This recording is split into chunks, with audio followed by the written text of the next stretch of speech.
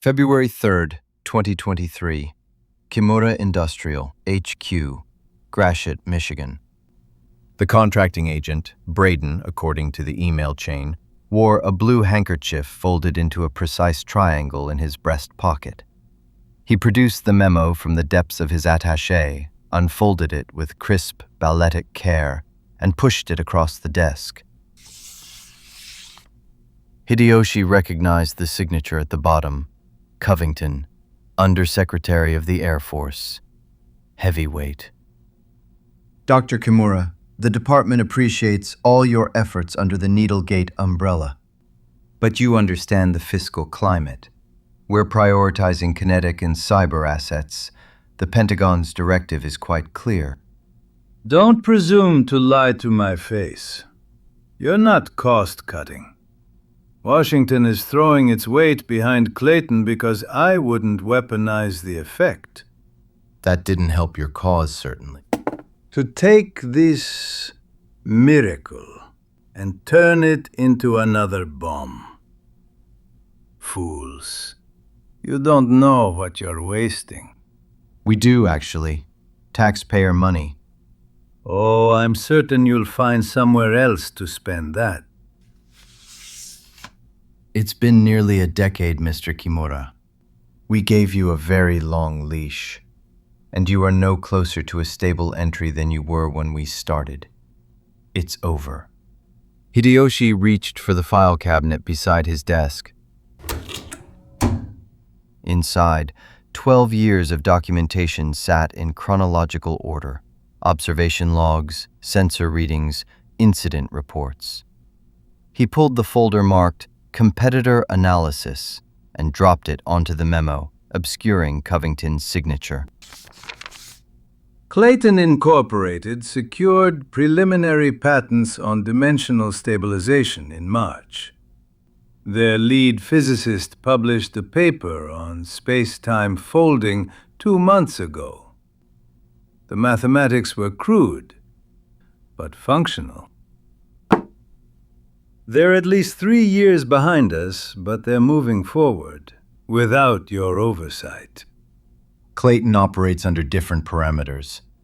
Clayton operates under no parameters. Their safety protocols are a joke. They lost 6 researchers in their last test. The report classified it as an industrial accident. Pressure vessel failure. I'm not here to discuss Clayton's operations. No, you're here to shut down the only research team that actually understands what we're dealing with. Hideoshi removed his glasses, cleaned them with a corner of his rumpled jacket. The lenses caught the fluorescent light, twin halos shimmered. Tell me, when Clayton opens their door, and they will open it eventually, who's going to know how to close it? This meeting is over, Mr. Kimura. You have 60 days to wind down your experiments and submit all research materials to the Oversight Committee. Your security clearance will be suspended pending review. You'll be back. When they screw up, if we survive it, you'll be back. The frequency responds to observation. You know that, don't you? It's in every report I submitted. 60 days, Dr. Kimura.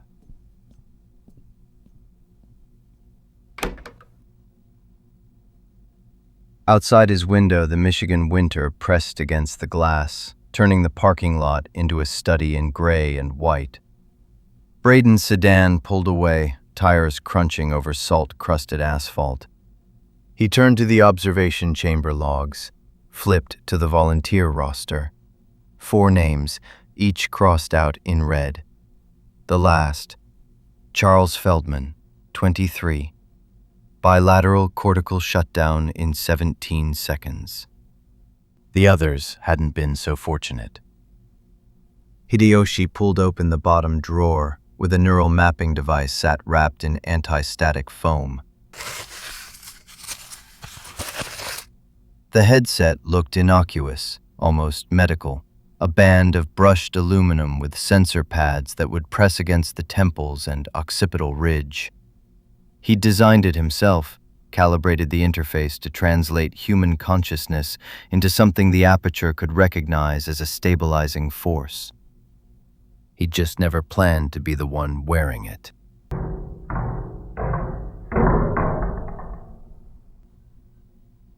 His hand moved to the intercom button, then stopped. Yuto would be working up contract proposals for next quarter by now. Hideoshi pressed the intercom button to his secretary's desk. Ms. Watts, please arrange for a courier to pick up something from my office. I understand it's quite late. Have them pick it up first thing in the morning. A box, under 10 pounds. A gift for my son. I want him to see it when he returns from Hokkaido.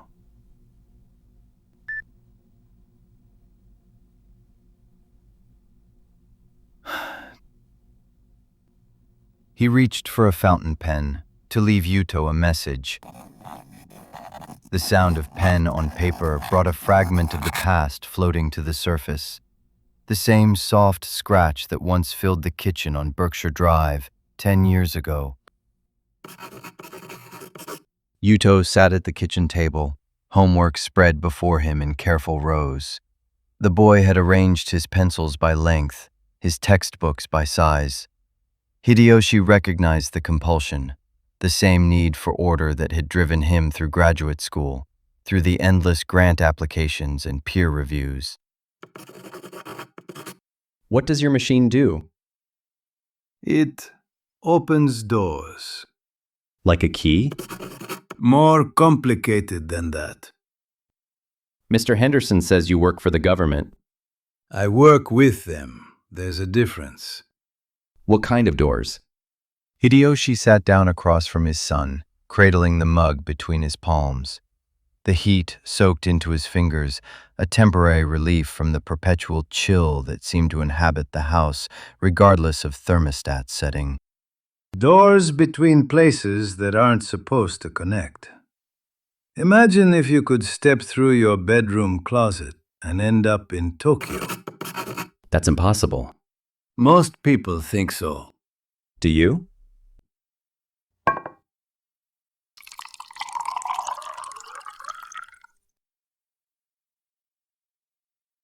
I think the universe is larger and stranger than we give it credit for.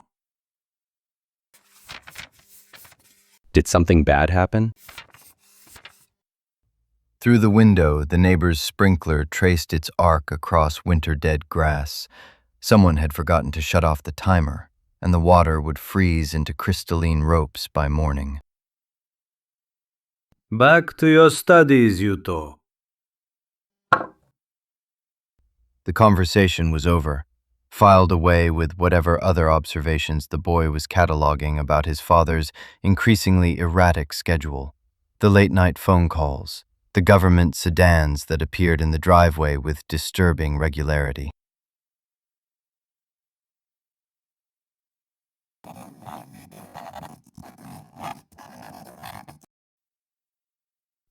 Present day. Hideoshi blinked, refocusing on the neural mapper in his drawer. The memory had surfaced unbidden, the way they all did lately, fragments of a life he'd let calcify while chasing something incomprehensible. Yuto was 28 now, running the company Hideoshi had built and nearly destroyed in pursuit of answers that kept receding like a mirage. The boy had stopped asking questions years ago. He lifted the headset from its foam nest. The sensor pads felt cool against his fingertips, the aluminum band lighter than it looked. 3 cables snaked from the back, each terminating in a medical-grade connector that would interface with the aperture chamber's monitoring systems. He designed redundancies into every circuit, fail-safes upon fail-safes, but it wasn't enough. They were tapping into something with its own alien security. Woe to the one who sees.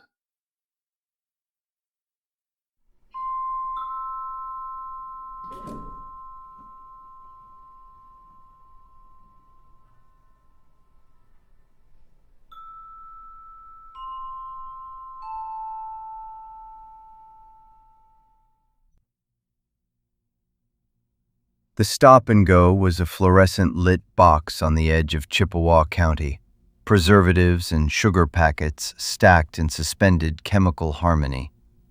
Mariana's domain, the front register, a gray Formica island surrounded by ranks of frozen burritos, red line energy drinks, and a display case of mini fire extinguishers.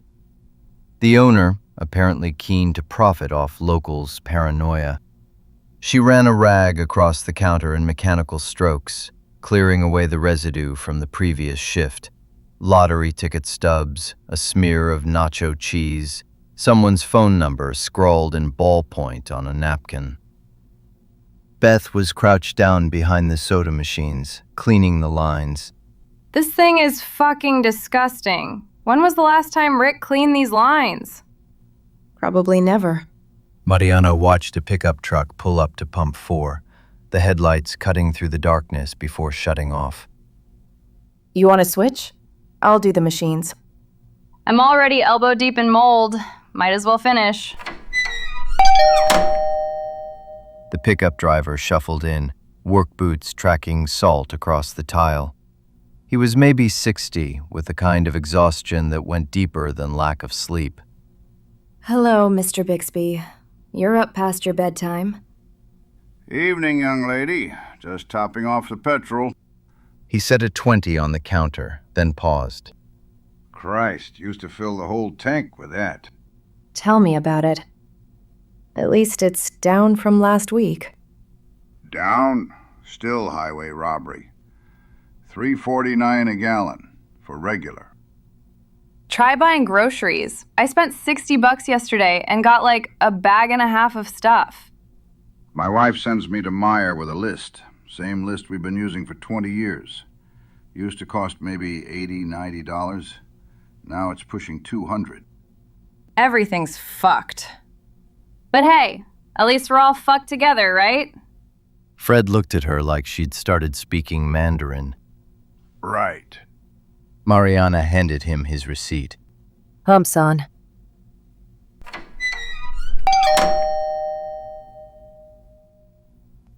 Through the window, she watched him unscrewing his gas cap with slow, stiff movements on autopilot.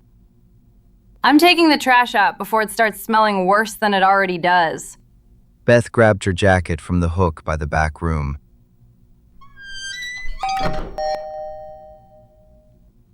Mariana watched her trudge around the side of the building toward the dumpster enclosure, breath pluming in the sodium vapor light. Fred's truck pulled away from pump 4, taillights receding down Route 23 until the darkness swallowed them completely. Mariana started on the lottery machine, wiping down the touchscreen with the same methodical strokes she'd used on the counter. Beth stood in the doorway, jacket half-zipped. Hey, there's some guy out by the charging stations.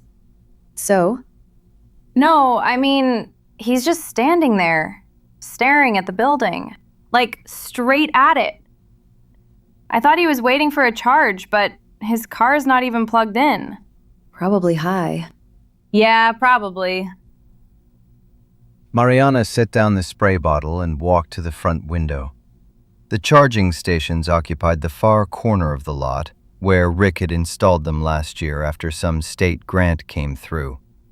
3 parking spaces with the chargers mounted on posts, painted lines that were already fading from winter salt. A man stood between the first and second charger, dark jacket, slacks, dress shoes. His posture was rigid, arms at his sides. He faced the stop-and-go's front entrance, but something about the angle of his head seemed wrong, tilted slightly, like he was listening rather than looking. See? Weird, right? Mariana watched him for another few seconds. He didn't move. didn't shift his weight or check his phone or do any of the small, unconscious things people did when they were waiting for something. 15 minutes earlier, Yuto Kimura watched the highway scroll past in segments, white dashes that flickered through the Tesla's headlights like frames of film. The car handled the drive itself, sensors reading the road with more precision than he could manage in his current state. He'd programmed it for home 3 hours ago, back when he still thought he might sleep there tonight. The funeral home had given him a folder, beige cardstock, the kind designed to look sympathetic. Inside were forms he needed to sign, decisions he needed to make, casket or cremation, service or memorial, open or closed. Questions that assumed he knew what his father would have wanted, as if the man had ever shared preferences about anything that didn't involve quantum mechanics. Hideoshi Kimura, dead at 72 from a cerebral hemorrhage in his laboratory at 3 a.m. The security logs showed he'd been alone when it happened, which somehow felt appropriate. The man had spent most of his life alone, even when people were in the room with him. Yuto glanced at the battery indicator, 12% remaining, the number pulsing amber. He'd forgotten to charge before leaving the office, forgotten to check the route, forgotten everything that wasn't the weight of the folder on his passenger seat. He tapped the navigation screen. The nearest charging station appeared as a green icon 2 miles ahead. Stop and go, Route 23. The car adjusted course without waiting for confirmation. The phone in his cup holder lit up. Yuto had been avoiding it for hours, letting calls roll to voicemail, messages pile up unread. But the screen showed a text from yesterday that he'd opened once and then closed, unable to process the words beyond their first line. He picked up the phone. The text was from Dr. Sarah Chen, his father's research assistant. She'd found him, apparently. Been the one to call the ambulance. We regret to inform you that Dr. Hideoshi Kimura passed away at approximately 3:17 a.m. on February 3rd. He was found in Laboratory C. The medical examiner has classified it as natural causes, but there are some irregularities in The phone went limp at his side. The Tesla pulled into the stop-and-go parking lot, guided itself to the charging stations with mechanical efficiency. The motor died. The dashboard lights dimmed. Yuto sat in the sudden quiet, looking at the building but really through it, past the fluorescent-lit interior and the girl behind the counter and the entire architecture of the present moment. His father had worn the observation apparatus. That was the irregularity Chen hadn't wanted to spell out in a text message. The lab techs had found him on the floor beside the aperture chamber, the headset still attached, its cables torn from their connectors. The sensor pads had left marks on his temples, burn patterns according to the preliminary report, though nothing had been hot enough to cause a fire.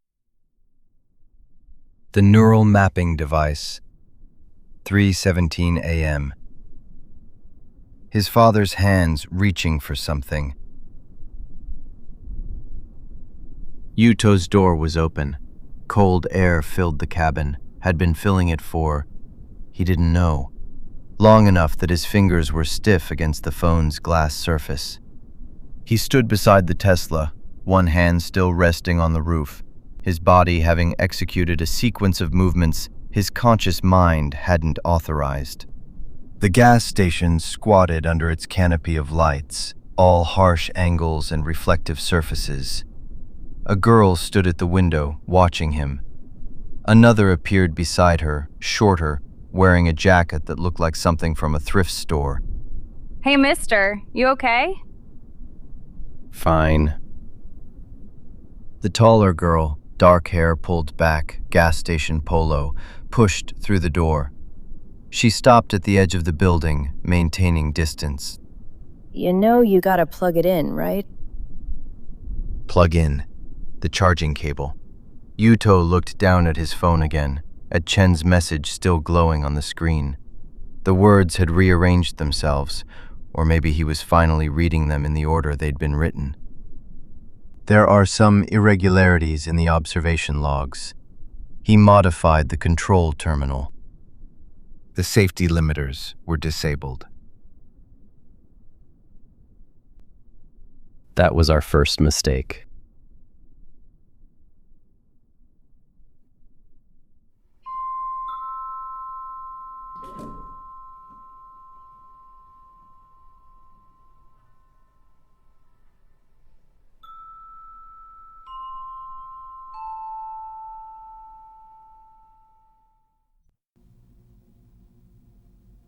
February 5th, 6 a.m. Beth stood behind the counter, restocking cigarette packs. A young woman with jet black hair entered the store. She was immaculate. Charcoal blazer, tailored slacks, heels that clicked like they meant business. But she was limping slightly, favoring her left leg. Her face was neutral, professional, yet a tiny muscle twitched at the corner of her mouth, betraying her annoyance. Beth glanced up automatically. Pump? No, flat tire. The shop next door is patching it. I'll wait here. Cool. Coffee's fresh-ish. Snacks are over there. Bathroom's in the back if you need it.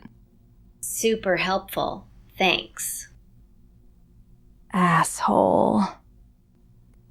She didn't browse. Instead, she chose a spot behind the tall rack of chips and energy bars, just out of direct sight from the counter, but not hidden. She pulled out her phone, dialed, and tucked herself into the corner. The robo-mop hissed faintly as it resumed its slow, programmed loop down the center aisle. A low whir and the occasional soft bump against a shelf. You've had more than enough time to source locals and deal with this. Renovations are going to have to wait. Her free hand drummed once on the shelf, impatient. That sounds exactly like your problem. The concrete hasn't been poured yet. Feels like bait to me. Either way, your problem. She stepped back mid-sentence, pacing, and walked straight into the robo-mop. Her phone flew out of her hand, arms windmilled, knees and palms taking the impact. Her blazer rumpled, hair fell into her face. The robo-mop calmly reversed, bumped her heel, and continued on its merry path. Oh my god, are you okay? She pushed herself up slowly. Her expression was arctic. No scream, no yelp, just pure, contained fury. She retrieved her phone from under a rack of Twizzlers and dusted off her blazer with sharp, precise movements. Perfectly fine. That thing's got no brakes. I swear it aims for people. Clearly. She pocketed the phone, adjusted her blazer one last time, and walked with perfect dignity toward the door. Tire should be done soon. Have a good one. Oh, she hated that. She hated that. The fluorescent lights hummed overhead as Beth crouched beside the robo-mop she'd nicknamed Pierre. The machine idled in the center aisle while she uncapped her black permanent marker. She carefully retraced the thick, cartoonish mustache she'd drawn on its front panel weeks ago, the original lines having faded from repeated cleanings. I'm sorry, Pierre. Did the plastic-faced bitch ruin your stash? Poor baby. She didn't mean it. She's just never had a good mustache in her life.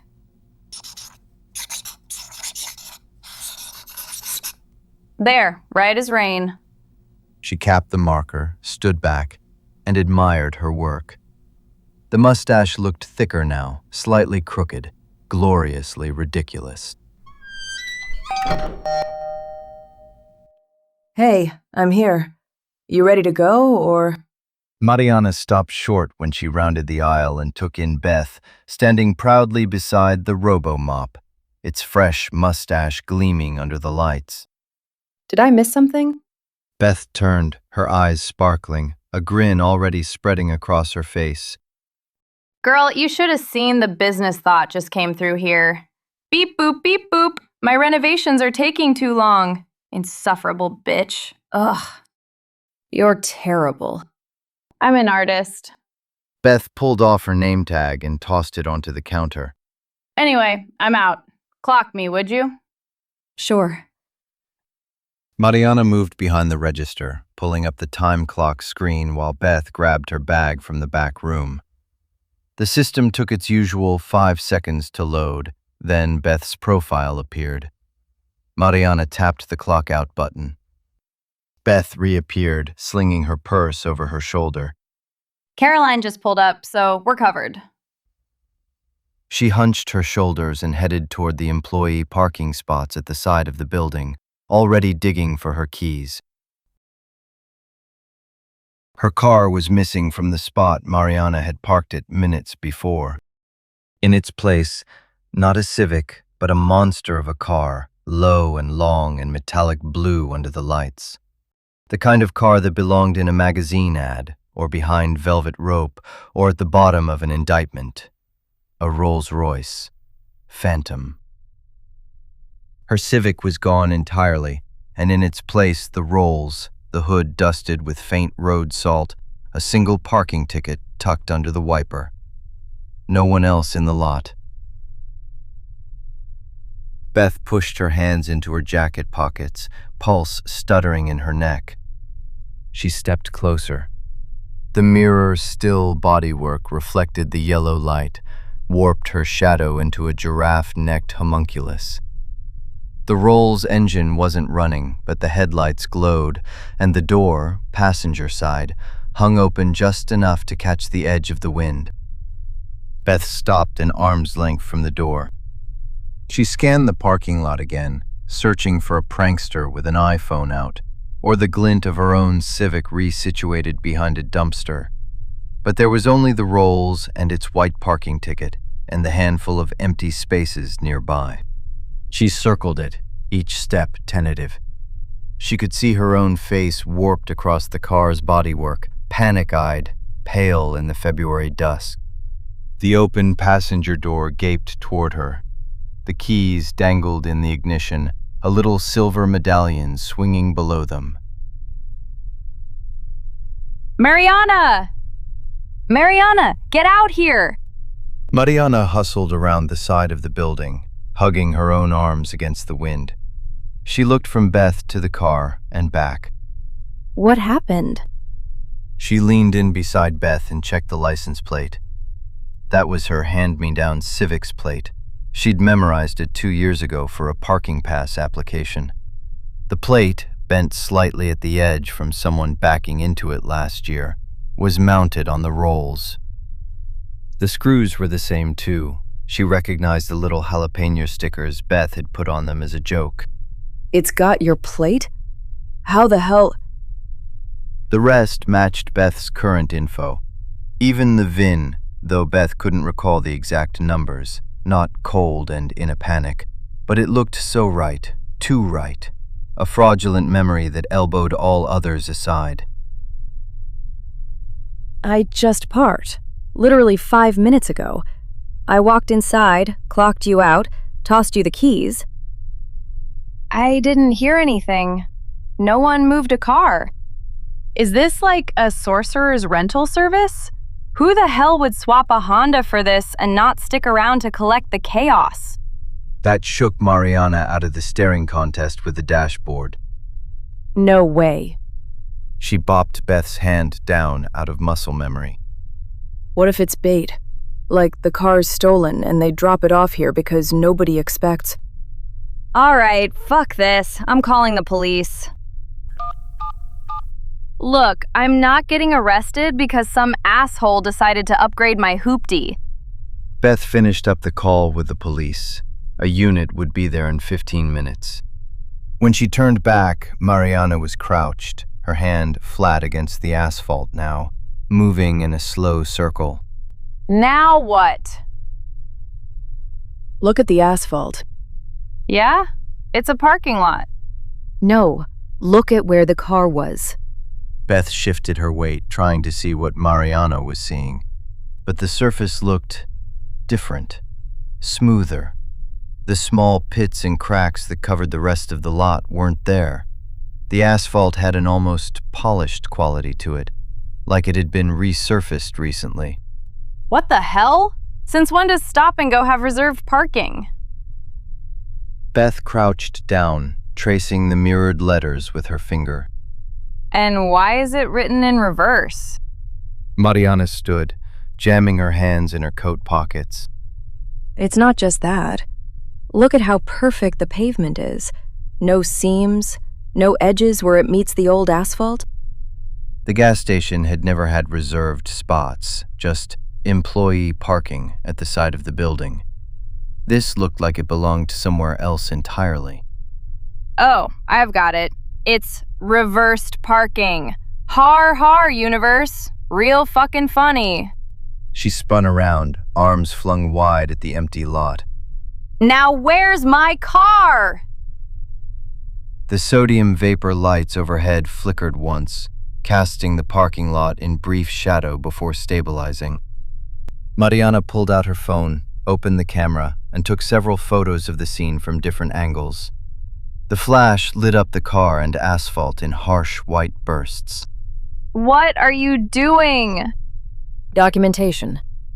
Mariana took one more photo, face twisting in equal parts rage and panic. Gotta call the insurance company now, too. Fucking damn it all.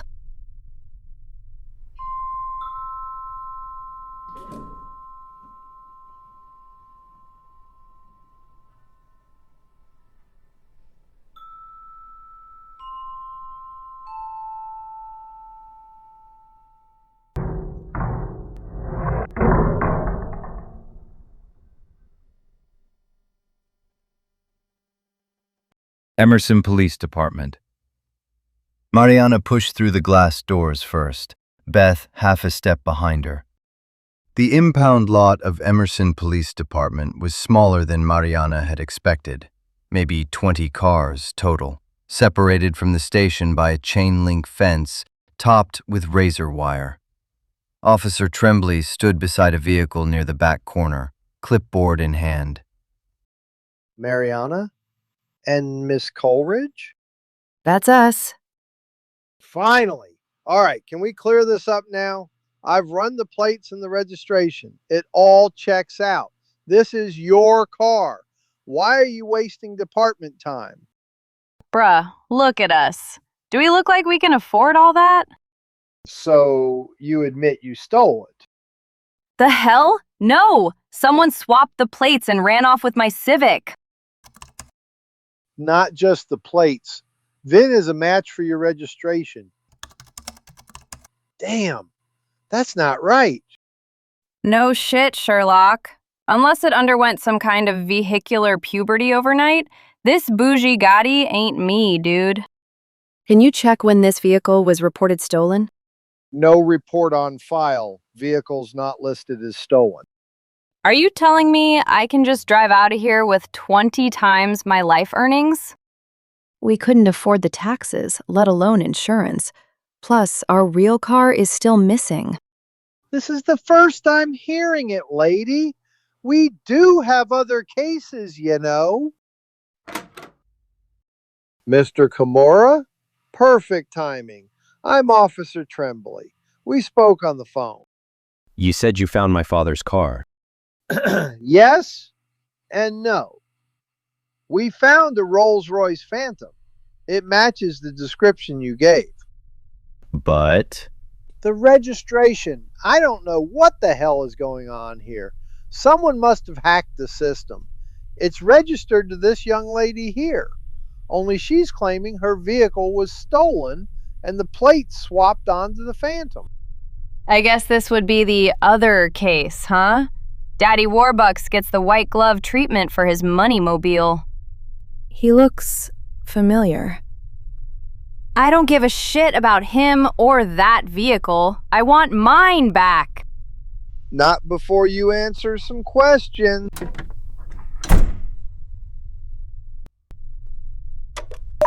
Get a uni to wrangle the blonde and her friend for questioning. Yeah, can't miss them. I guarantee it. The vehicle was found by those lovely ladies. Keys were in the ignition, driver's door partially open, no signs of theft or vandalism. How long had it been there? We're not certain. The stop and go doesn't have coverage over the area it was found at. I see the error now that our techs had a poke. There's a duplicate registration. We didn't catch it initially because the VIN was reversed or mirrored. Never seen that before.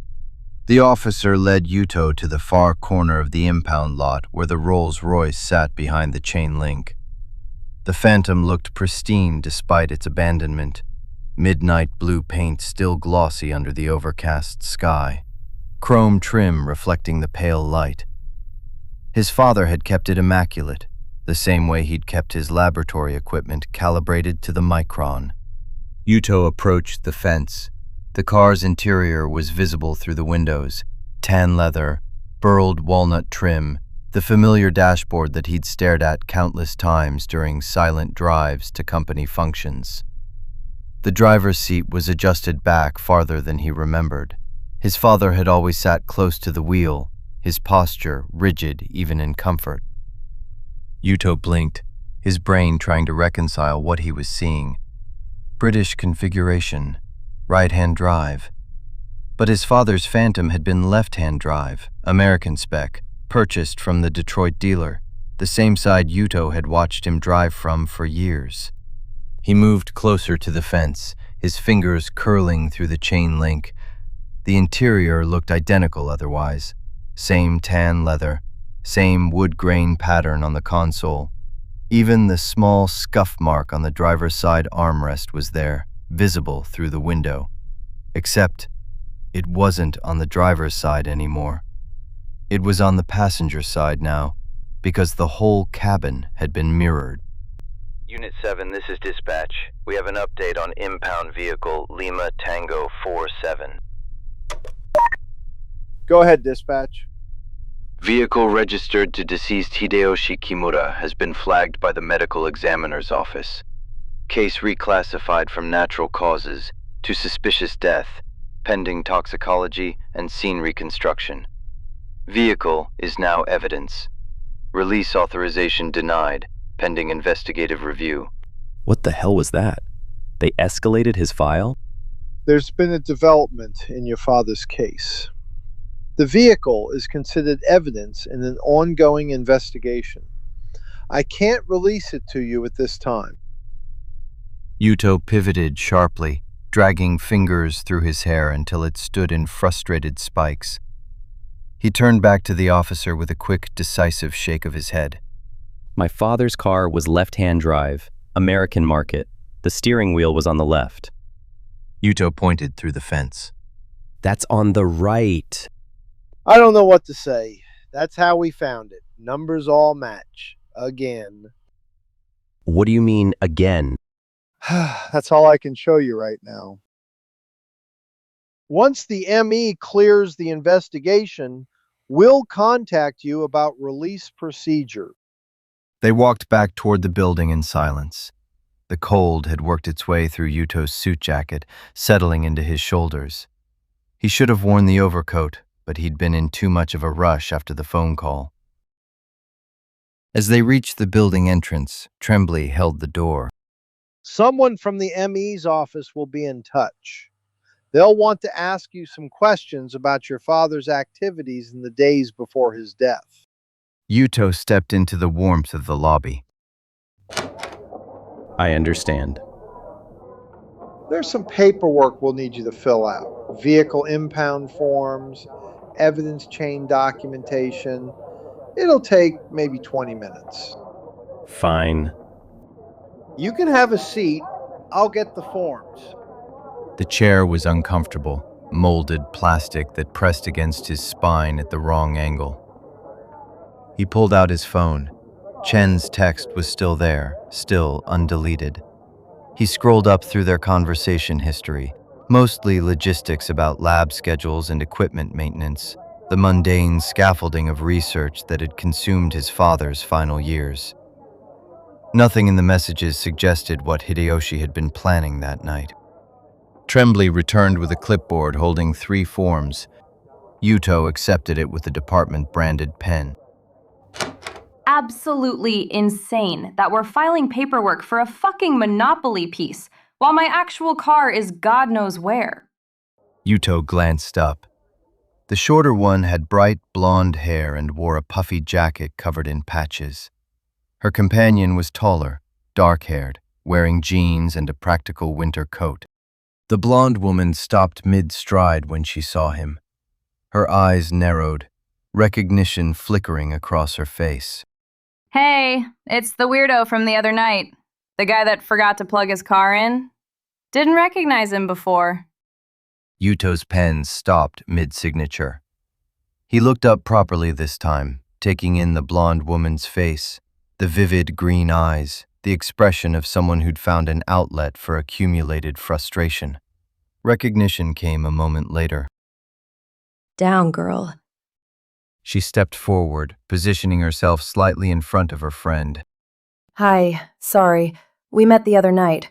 Sort of. At the gas station. Yuto set the clipboard down on the chair beside him. I remember. You look less catatonic now. That's good. Personal growth. Beth, Jesus Christ. The taller woman shot her friend a look that suggested this was not the first time she'd had to apologize for her. She turned back to Yuto, and something in her expression shifted, still guarded, but less hostile. I'm Mariana. The noise box behind me is Beth. We're having car issues. Yuto Kimura. Japanese? Or are you one of those third-generation guys who doesn't speak a word of it? Seriously, woman? What? It's a reasonable question. My father was Japanese. I speak enough to disappoint relatives at family gatherings. You are the ones that found his car abandoned? His? Hideoshi Kimura, my father. The Phantom belonged to him. He died 2 days ago. Yuto watched Mariana's expression shift, surprise first, then something softer that might have been sympathy. Her eyes held his for a moment longer than comfortable, before she looked away, giving him space. I'm sorry. I'm sorry. Okay, I'm getting coffee. This place has to have coffee, even if it's terrible. Beth wandered toward the back of the lobby where a small break room was visible through an open door. Mariana watched her go, then turned back to Yuto. Her shoulders dropped slightly. Sorry about her. She's having a rough go. Your car vanishes and his magically appears in the same spot? You caught us. Master thieves moonlighting as gas station baristas. Yuto cracked a faint smile. Either way, I'm not in the mood to press charges. He gestured vaguely toward the impound lot beyond the building's walls. They suspect foul play, but you two were cleared. He wasn't anywhere near the car when... Mariana nodded slowly. She shifted her weight, one hand moving to tuck a strand of dark hair behind her ear. They mentioned you took photos? It might be nothing, but I took these shots of the parking lot where I left Beth's car. Take a look. Notice anything? Mariana flicked to her camera app, leaning towards Yuto, fingers stiff with cold and frustration. The first photo showed nothing but the parking spot and the reversed white letters on the asphalt. She zoomed in, squinting at the way the paint's edge feathered out over the smooth bitumen, as if the blue-black surface had been poured and stenciled in a single operation. No tire scuffs, no dark patch of leaking oil. Only a perfect rectangle of idealized pavement inside the worn, salt-dusted lot. Is that reserved parking? Yeah, weird, right? Beth thinks it was the same elaborate prankster that got both our vehicles, but I really can't explain away the pavement. The mirror effect. Again. The next photo caught the curb and some of the landscaping stones. Mariana ran her thumb over it, then frowned. The stones nearest the reversed text seemed to line up differently than the rest of the perimeter. She pinched out to magnify the gravel. The rocks themselves were odd, sort of too round, uniform in color, as if copied and pasted from a hardware catalog. She'd never noticed that in person. Maybe she never looked this close before. That is an unfortunate coincidence. Unfortunate? Yeah. Understatement of the year.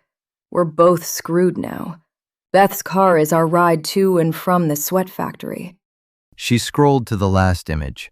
This one caught Beth, arms raised, yelling at the police on her phone next to the rolls.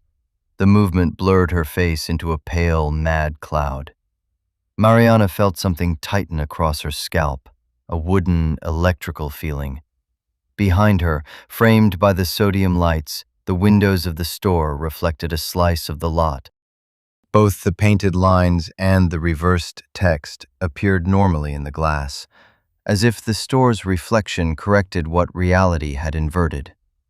The import was useless but stuck with Mariana, a splintered thought that wouldn't abate. I meant the car itself was reversed also. You found it different, mirrored somehow. If it is a prank, they've got it down to an art form. Yuto finished the signature line and set the pen down. He stood, clipboard in hand, and walked to the desk sergeant's window. The sergeant accepted the forms without comment, his fingers already moving to file them in their system. Yuto turned back toward the exit. Mariana had moved to one of the plastic chairs, her phone in her hands. Beth emerged from the break room holding a styrofoam cup, her expression suggesting the coffee had met her worst expectations. This tastes like someone filtered it through a gym sock. A used one. Yuto's hand was on the door when something stopped him. Not a thought exactly, but a pressure in his chest that felt like the opposite of leaving. He stood there for a moment, palm frozen on the entrance handle. Then turned around. Mariana looked up from her phone as he approached. Any leads on your Civic? Beth doesn't want to hear it, but really doubt they're ever going to find that thing. The real Houdini is probably in Canada by now. Then we have no idea what the fuck is going on, but they're going to make us wait anyway. Yuto's hands moved to his jacket pockets, fingers finding the edge of his phone. The gesture was automatic, something to anchor himself while the words arranged themselves. It's pretty clear to me you didn't steal anything. I already told them as much, so they shouldn't hold you. Ain't our biggest worry now, but we appreciate the vote of confidence. I have access to vehicles, company fleet, retired. That's what you say when you don't want to admit the vehicles are 15 years old and smell like industrial solvent. You're offering us a car? A vehicle. Kimura Industrial maintains a fleet for facility transport. We cycle them out every decade or so. Most end up at auction, but there are always a few sitting in long-term parking that haven't been processed yet. Mariana set her phone down on the chair beside her. Her eyes held his, searching for something, motivation maybe, or the catch that had to be coming. That's generous, but we can't afford even a used. No charge. The vehicles are decommissioned, no longer part of the active fleet. Technically, they're assets awaiting disposal. If someone were to take possession pending the auction process, it would actually simplify the paperwork. So you're saying you just give us a car? I'm saying I have access to vehicles that are currently serving no purpose except taking up parking spaces. The logic seemed sound in his head, simple resource allocation, matching surplus to need. But Mariana's expression suggested she was calculating something else entirely. Why? Because this is something I can fix. The shitstorm I've been having this week, I need to reclaim some sanity. For all three of us, I suppose. But I admit, it's more for me. Indulge my selfishness. Let me kick life in the teeth for a change. Mariana stood, closing the distance between them by a few feet. Okay. Show us what you've got. This is either incredibly generous or the start of a very weird true crime podcast. I'm like 70% sure which one. Beth. Hey, I'm being optimistic. That's a solid 70%. Yuto pocketed his phone.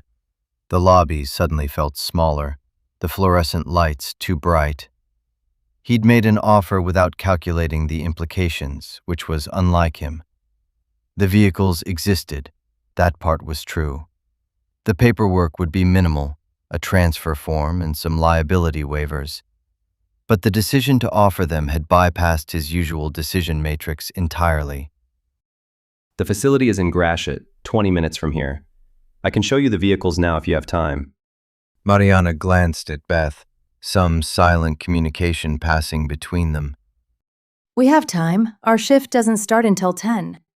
They walked toward the exit together, Yuto holding the door as the women passed through into the cold.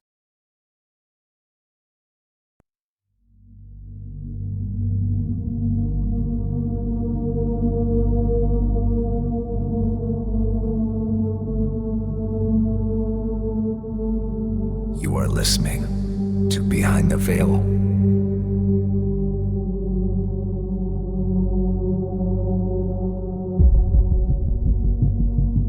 Back from the break, and it was a longer one. Apologies for that. Just had to double-check my studio's fire alarm system. You haven't heard? There's a bug going around. The Bernie kind. No, not the kind you put out with penicillin. 3 nights in a row now, we've had reports of people getting incinerated inside their own homes, and even commercial buildings. Emerson Fire Department couldn't put the last one out in time before it swallowed up that new data center up in Silver Hills. But why am I even talking about this? Don't I usually cover tinfoil-laden government psyops? UFOs? Hold up a minute. I hear the concern, but this isn't a blue roof situation. Nor is it a rod from God. At least, not that I can find any leads for. But it is in the special bucket of strange that seems to come from Michigan. Did I mention the FDP could not put the fire out at Silver Hill? Could not. And it wasn't for lack of trying. No, they responded within 20 minutes. Station 22 is right in their backyard. Chief Ross is a big fan of the show and sends me leads on occasion. I got one from him this morning that, well, it's got me a little more fire safety conscious than usual. According to his team, they were unable to put out the fire because it kept resetting. They would put the fire out and it would flash back. They used water cannons, foam bombs, chemical suppressants. All failed. Now, Station 22 is an industrial sector station. They have hazmat, firefighting gear, and training. But that data farm didn't have or store anything that should have required such a response in the first place.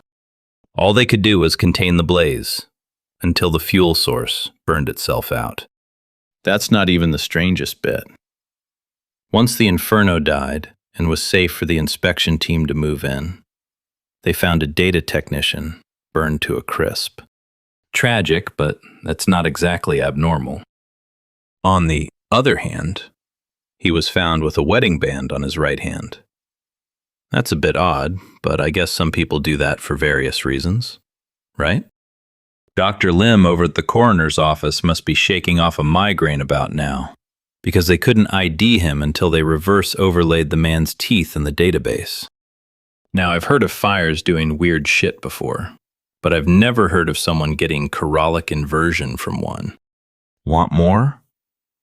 Then there's a report from the fire inspector's office. Said the entire building's layout was off. The doors, windows, even the concrete-anchored server racks, all were in the wrong spot. Well, what was left of them? Left of them. Did someone cross the streams? This was an IntelliWave data center branch. so of course it's insured to the max. A lot of good that does for the technician. But what started this disaster in the first place? Again, going back to the reports, Inspector says a thermal discharge tool, probably an industrial heat gun. Arson. Murder. Now, was that part intentional? Don't know. But the fire itself definitely was. What was on those drives, I wonder? Any juicy bites? Maybe those island folks keeping the blackmail list going pulled the plug. Whatever's going on, I don't think we've seen the end of it. Keep us safe out there, Chief. Smokey is taking a nap. I recommend you don't. I'll keep digging into this one, see if I can't figure out what contracts this branch was working on. Listeners, hit up the comment section or the inbox if you have any tips. This is Miller. You've been listening to Behind the Veil.